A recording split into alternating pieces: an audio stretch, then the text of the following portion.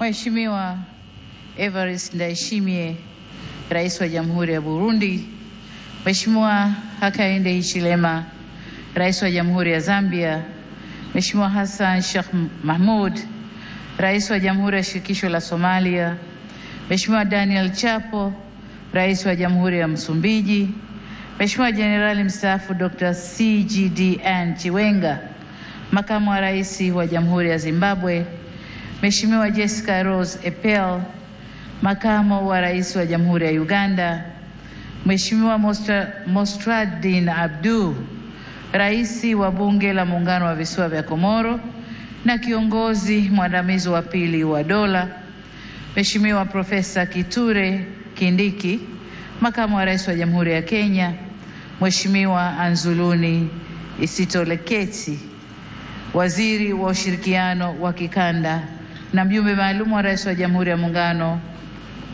Rais wa Jamhuri ya Kidemokrasia ya Kongo, Mheshimiwa Dr. Emmanuel John Nchimbi, Makamu wa Rais wa Jamhuri ya Muungano wa Tanzania, Mheshimiwa Dr. Hussein Ali Mwinyi, Rais wa Zanzibar na Mwenyekiti wa Baraza la Mapinduzi, Mheshimiwa Dr. Jakaya Kikwete, Rais mstaafu wa Jamhuri ya Muungano wa Tanzania, waheshimiwa makamu wa rais wastaafu, waheshimiwa marais wastaafu wa Zanzibar, mawaziri wakuu wastaafu, Jaji Mkuu wa Mahakama ya Tanzania, Jaji Mkuu wa Zanzibar, wakuu wa vyombo vya ulinzi na usalama, viongozi wote kutoka Tanzania, mwenyekiti wa Tume Huru ya Taifa ya Uchaguzi, viongozi wa vyama rafiki Frelimo na CNDD-FDD na vyama vya siasa vya hapa nchini, waheshimiwa mabalozi, wakuu wa taasisi na mashirika ya kimataifa na wakilishi wa nchi mbalimbali,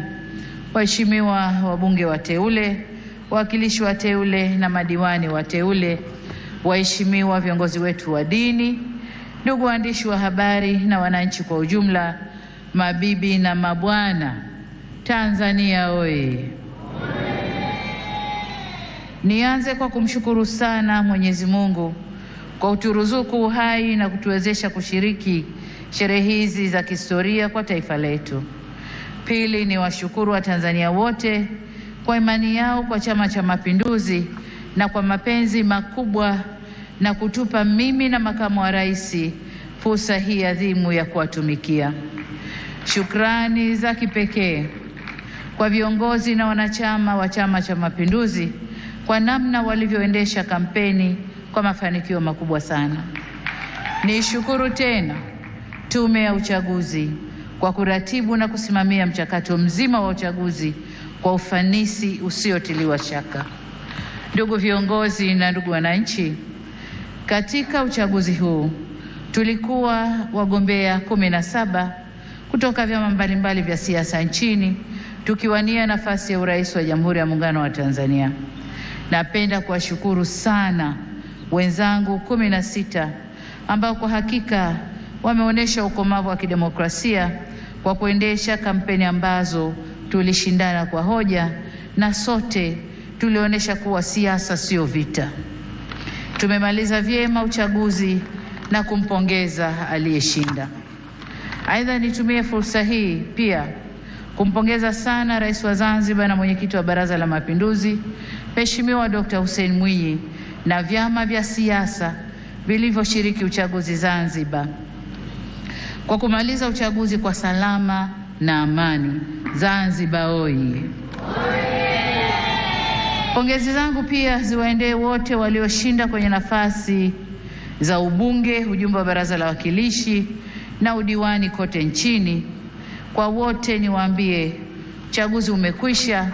Sasa baada ya kuapa, tukafanye kazi ya kulijenga taifa letu na kujenga utu wa Mtanzania.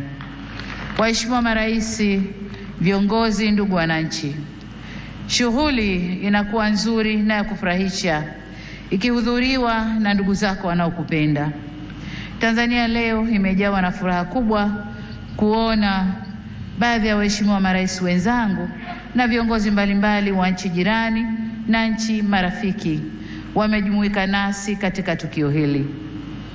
Pamoja na kwamba tulitoa mwaliko kwa muda mfupi, Kwa wale walioshindwa kushiriki, tunatambua uzito wa majukumu yao na tunajua mioyo yao ipo pamoja nasi. Tunashukuru pia wote waliotuma salamu za pongezi kwetu. Tunasema asanteni sana.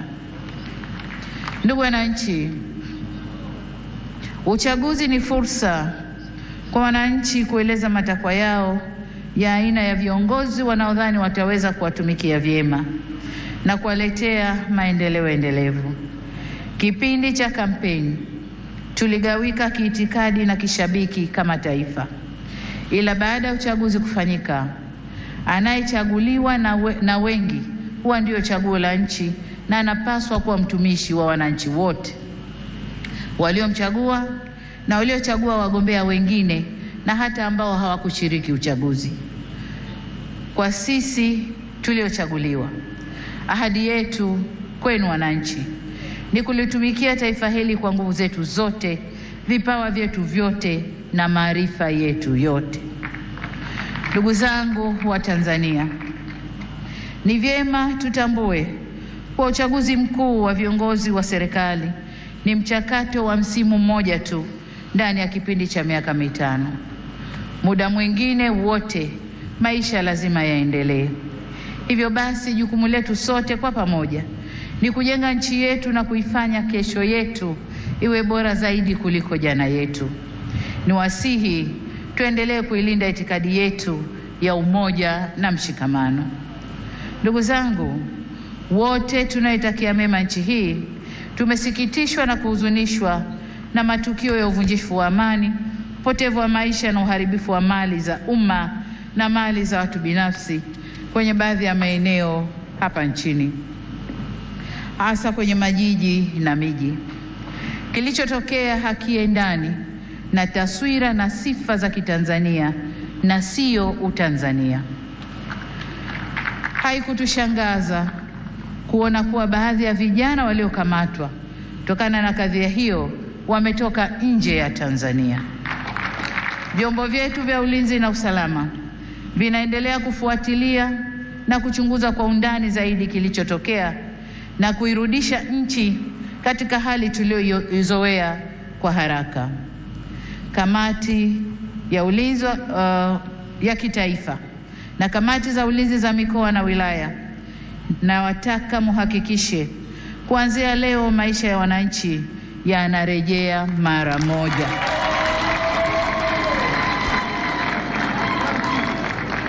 Amesema hapa Rais wa Zambia na Rais wa Burundi.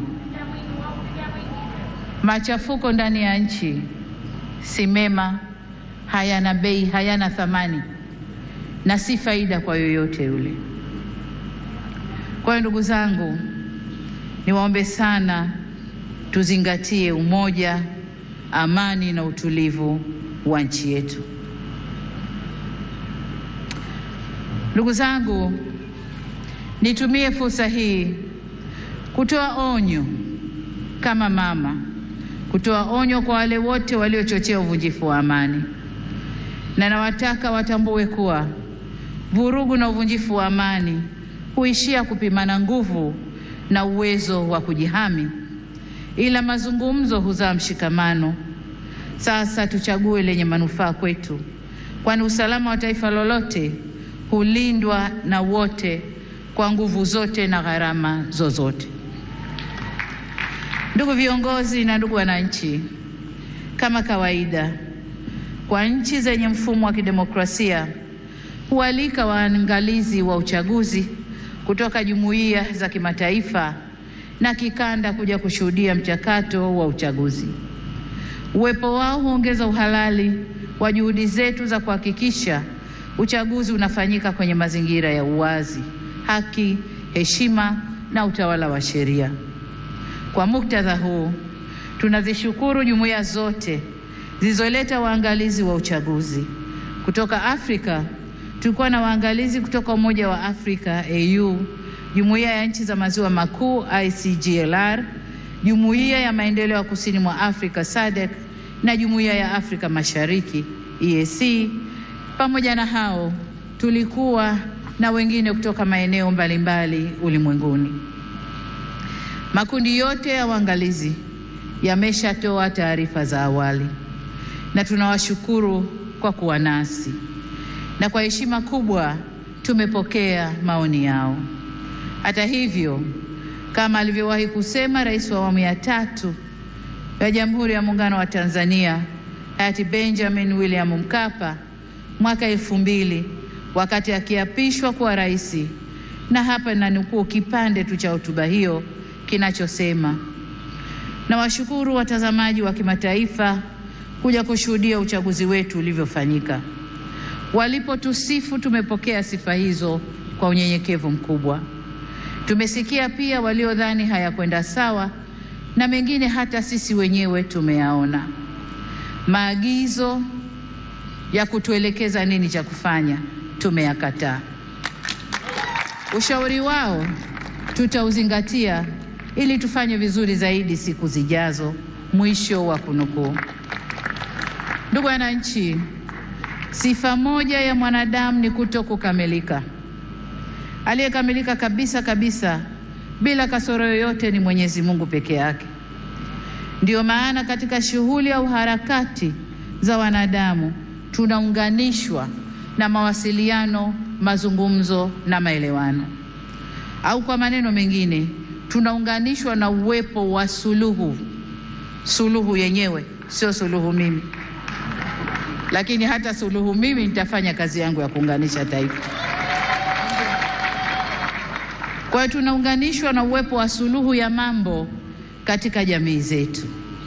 Kama mnavyofahamu, katika kuliunganisha taifa, serikali ya awamu ya 6 tulianza na falsafa ya R4 inayosimamia misingi ya kuzungumza na kuelewana, kuvumiliana, kubadilishana au kubadilisha mwelekeo baada ya maelewano na kuendelea kujenga taifa letu.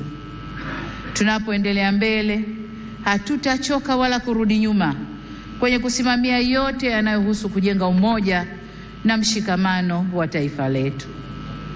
Ndugu wa Tanzania, mkusanyiko wetu leo hapa sio kwa ajili ya kuwazawadia walioshinda kwenye uchaguzi, la hasha, bali ni matakwa ya kikatiba ya kukabidhiwa dhamana ya kuwa mtumishi mkuu wa taifa katika kuleta maendeleo endelevu kwa maana ya uimara wa kiuchumi, kisiasa, kidiplomasia na kijamii. Ili tuweze kuyatimiza hayo, hatuna budi kuhakikisha tunahimizana umoja na upendo kwa nchi yetu. Tunadumisha amani na kuheshimu sheria za nchi. Kinyume cha hayo, maandamano, vurugu, uvunjifu wa amani husababisha maumivu na havileti manufaa wala faida kwa yoyote yule. Ni wasihi wa Tanzania tuchague hekima badala ya ghadhabu, busara badala ya mihemuko, upendo badala ya chuki, uvumilivu badala ya vinyongo, umoja badala ya mgawanyiko, na amani badala ya vurugu.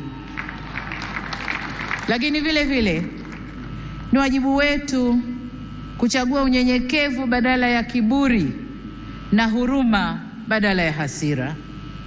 Taifa letu ni moja na lina nguvu zaidi kuliko mtu yoyote yule. Demokrasia haipimwi kwa nani kashinda uchaguzi, bali kwa jinsi tunavyoendesha mambo yetu baada ya uchaguzi. Tutakuwa na nguvu zaidi pale kila sauti chanya au hasi zitakaposikilizwa, kuheshimiwa na kuthaminiwa, na vile vile tunapoweza kuponya wenye maumivu. Hii si kazi ya upande mmoja wa serikali peke yake, bali ni kwa kila jumuiya za wananchi, vyama vya siasa, dini zetu na kila mwananchi. Na hapa nitumie fursa hii kuwashukuru kwa dhati ya moyo wangu viongozi wa dini waliohimiza amani na upendo katika kipindi chote cha kabla uchaguzi, wakati wa uchaguzi na sasa baada ya uchaguzi, wanavyoendelea kuhimiza amani na upendo. Ndugu zangu, nimeamua kutumia jukwaa hili leo kushukuru na kupongeza kwa kumaliza uchaguzi kuhimiza umoja na mshikamano wa kitaifa na kusisitiza kwamba Jamhuri ya Muungano wa Tanzania kama taifa ni muhimu zaidi kuliko matakwa binafsi ya mtu yoyote. Masuala ya mwelekeo wa kazi za serikali kwa miaka 5 ijayo na ufafanuzi wa kina wa hatua zitakazochukuliwa kutekeleza dhana ya kazi na utu utatolewa katika hotuba ya uzinduzi wa Bunge la 13 la Jamhuri ya Muungano wa Tanzania. Baada ya kusema hayo, niwashukuru wote kwa kujumuika nasi kwenye tukio hili muhimu na la kihistoria. Nimepokea pongezi kwa heshima kubwa, na sasa safari ya kuwatumikia Watanzania kwa kipindi cha pili cha awamu ya 6 inaanza rasmi. Nawashukuru wananchi wote wa Tanzania, na ni imani yangu kwamba tutashirikiana ndani ya safari hii. Asanteni sana kwa kunisikiliza. Mungu ibariki Afrika. Mungu ibariki Tanzania. Amen, amen, amen. Asante sana Mheshimiwa Rais wa Jamhuri ya Muungano wa Tanzania. Naomba niwaalike viongozi wote na